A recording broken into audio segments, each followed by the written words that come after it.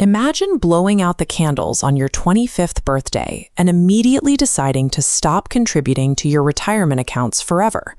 You walk away from investing and never add another penny. You would still retire with over $750,000. We often assume that building significant wealth requires a high-ranking executive salary, high-risk market gambles, or the discipline to save a massive portion of every paycheck until age 65. The mathematical reality of compounding contradicts our basic assumptions about how a fortune is built. The logic behind this strategy comes from the real-world case of a shrimp farmer who decided to secure his newborn daughter's financial future. He set the input at a very modest level, exactly $100 a month, starting the day she was born. This $100 monthly commitment creates the mathematical bridge between a working-class wage and a massive fortune. This strategy begins with the active phase, the tedious human effort of depositing $100 every month without fail for 25 years. The account operates on a 0.5% monthly interest rate.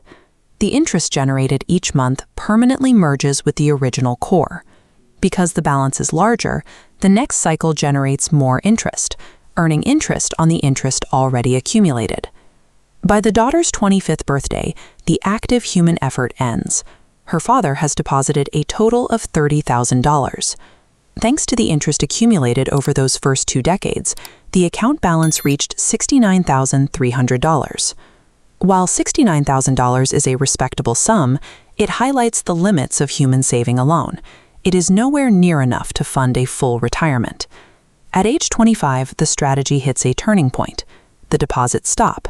Human effort drops to zero. The blueprint enters the passive phase. For the next 40 years, not a single additional dollar is added to the account. While the daughter lives her life, the account maintains its snowballing momentum.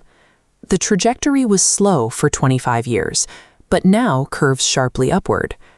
That $69,300 provides permanent fuel, doubling and redoubling, powered by 4 decades of undisturbed compounding.